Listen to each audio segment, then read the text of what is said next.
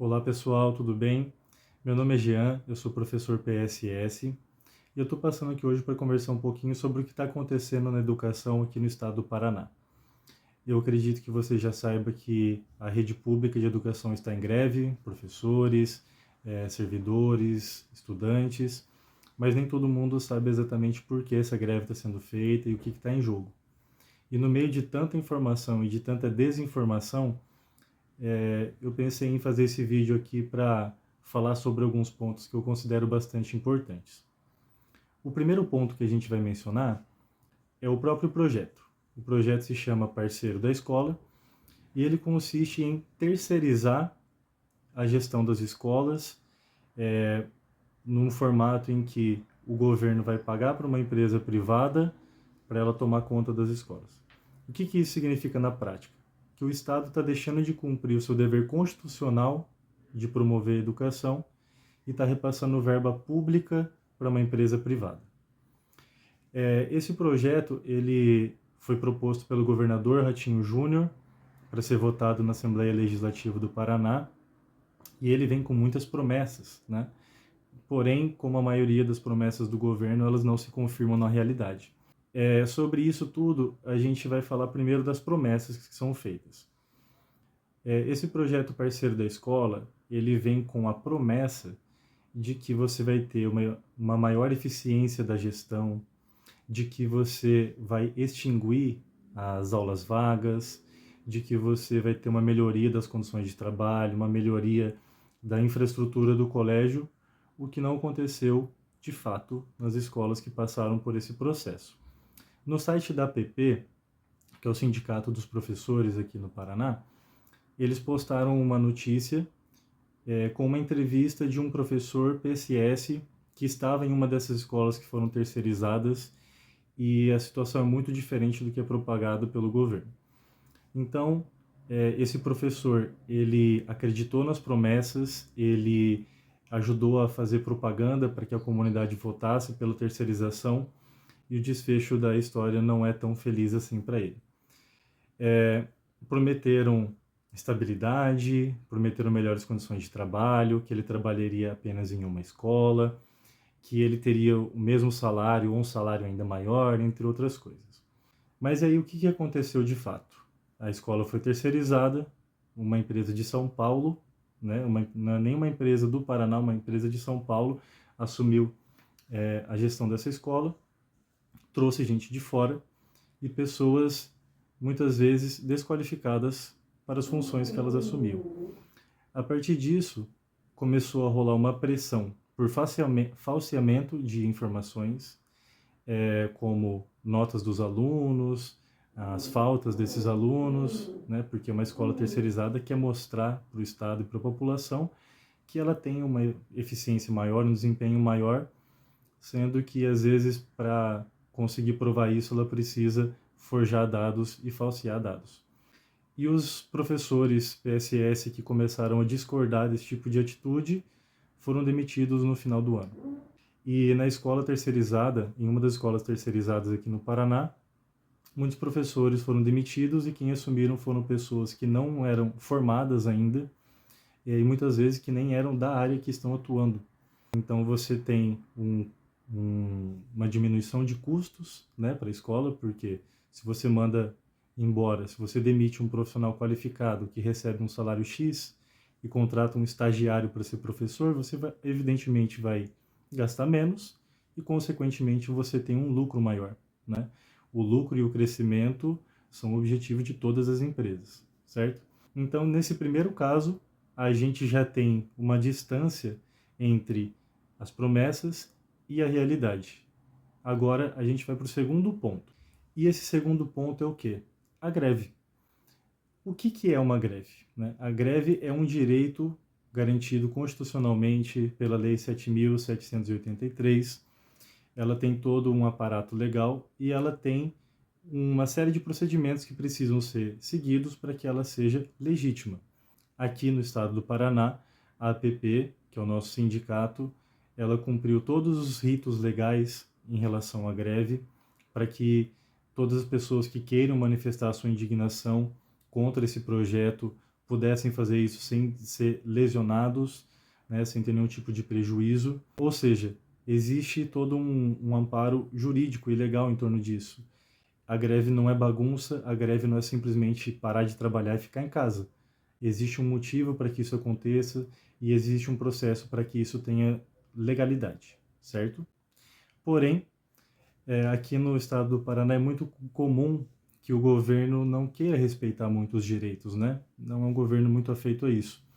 Então, a partir do momento em que a APP declara a greve numa assembleia na semana passada, começaram as perseguições, as reuniões de chefões, né, de núcleos, pressões por parte da Secretaria do Estado, né, ameaçando com demissões de quem aderir à greve, coisa que sempre acontece, né? O papel deles é sempre jogar contra o servidor, sempre contra o professor, né? Então, a gente percebe mais uma vez uma postura autoritária de quem diz estar criando um processo democrático, né? Um processo democrático de um projeto em caráter de urgência, sem diálogo com as partes, votado às pressas, feito de cima para baixo. O núcleo regional de Londrina faz live sobre o assunto e desativa comentários. No Instagram os comentários estão todos desativados. Então, que democracia é essa em que só uma parte fala, né?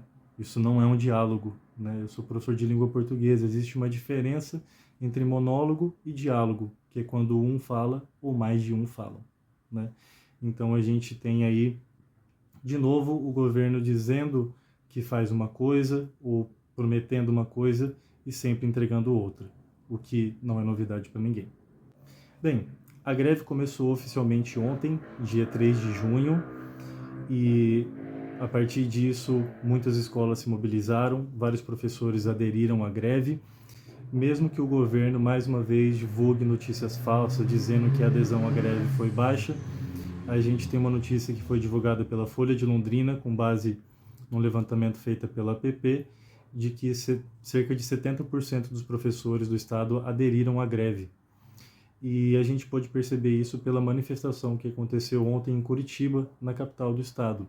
Foram milhares de pessoas que vieram de várias cidades do estado para fazer suas reivindicações, para lutar contra um projeto totalmente descabido e desprezível que tem o objetivo de terceirizar e sucatear a educação, deixando desamparado todo um estado em troca de favorecer pequenos grupos de empresas e profissionais, de uma maneira bem conturbada e bem duvidosa.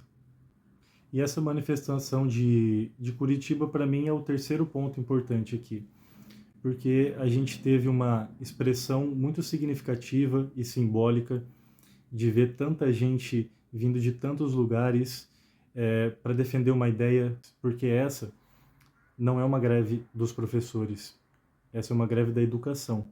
Então ontem nós tínhamos professores, nós tínhamos estudantes, pessoas de outros sindicatos que também aderiram ao caso e que percebem o perigo que isso causa para a educação.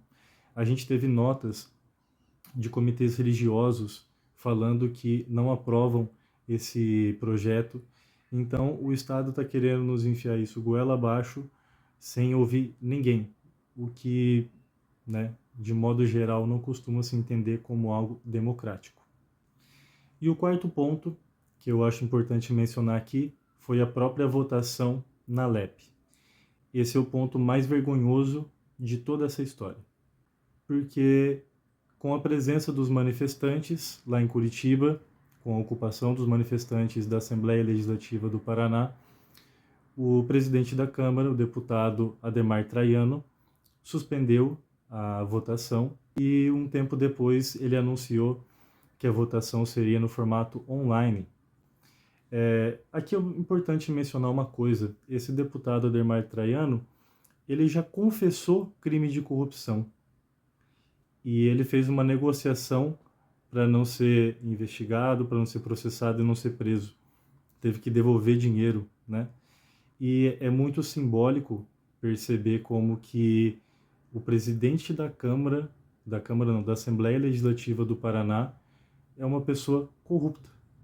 E é muito triste ver que o Paraná, além de um roedor indecente, tem outros vermes que estão ocupando a casa do povo, uma assembleia que é do povo. E o mais curioso disso tudo é pensar como que, por meio do próprio processo democrático, o povo escolheu ladrões para cuidar das leis. Mas enfim, depois da suspensão da votação e da decisão pela votação online, a base toda do governo correu da plenária, porque eles têm coragem de tirar os direitos da população, mas não têm coragem de fazer isso olhando na cara da população.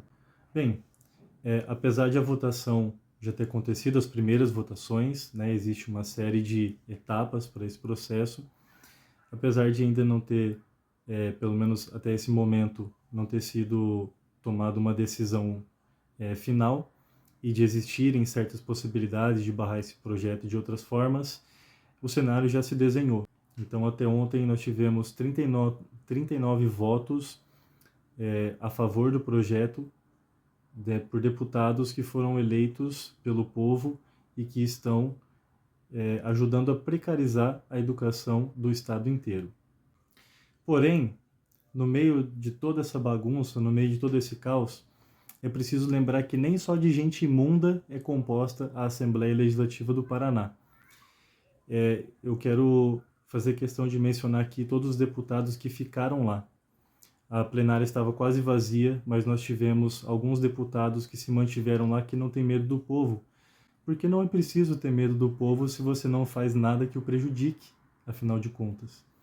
Bem, infelizmente, essa minoria de deputados não foi suficiente para barrar o andamento desse projeto, mas foi muito simbólico ver que nós ainda temos pessoas que estão lá do lado do povo, junto ao povo, ouvindo e dialogando sobre projetos que são essenciais para a gente construir uma sociedade e tentando barrar projetos que podem destruir coisas que foram construídas ao longo de décadas. E eu quero aproveitar aqui para fazer uma menção especial ao deputado Renato Freitas, que foi a pessoa em quem eu votei nas últimas eleições e que eu tive a oportunidade de cumprimentar e de conhecer pessoalmente no meio da manifestação. E eu fiquei muito feliz por saber que quando eu estive lá na plenária da Assembleia, uma pessoa em quem eu votei estava lá para lutar pelos mesmos ideais que os meus. E eu acredito que nem todo mundo no estado possa dizer a mesma coisa depois dessa votação. Quero deixar registrado aqui que eu me emocionei muito com a fala do Renato após a votação de um requerimento, em que ele diz o que é a mentira se não a negação da verdade. E a gente tem visto isso a todo momento por conta desse governo do estado, em que constrói-se uma política com base em mentiras. E isso não tende a ser benéfico, provavelmente, para ninguém, ou pelo menos não para a maioria. E o último ponto agora é o que nós podemos fazer diante disso tudo. Bem, apesar dos canalhas e dos covardes quererem botar as mãos nas nossas escolas, mesmo que o projeto seja de fato aprovado, existe algo ainda que pode ser feito que é muito importante. Para que uma escola seja terceirizada, ela precisa passar por uma votação da comunidade escolar, ou seja, todas as pessoas que estão envolvidas nessa escola, conselho de pais e mestres, conselho escolar, os pais dos alunos, os alunos, enfim, precisa haver uma decisão da maioria pela terceirização da escola. Então, apesar de todo esse poder institucional tentar nos obrigar a seguir um certo projeto que não tem nenhum embasamento, que não traz nenhum benefício, né, ou pelo menos não há dados que comprovem esses benefícios, então agora é o nosso papel enquanto cidadãos, enquanto população, de dialogar com as pessoas, de tentar entender o que de fato está acontecendo, de tentar entender o que esse projeto tem como objetivo real e de tentar barrar esse projeto, porque apesar de a gente ter perdido uma batalha, a gente ainda pode conseguir uma grande vitória, que é o povo mostrar para o governo que não aceita esses projetos descabidos. Então é só assim que a gente vai conseguir cuidar das nossas escolas. As escolas são nossas e não deles. Seguimos na luta.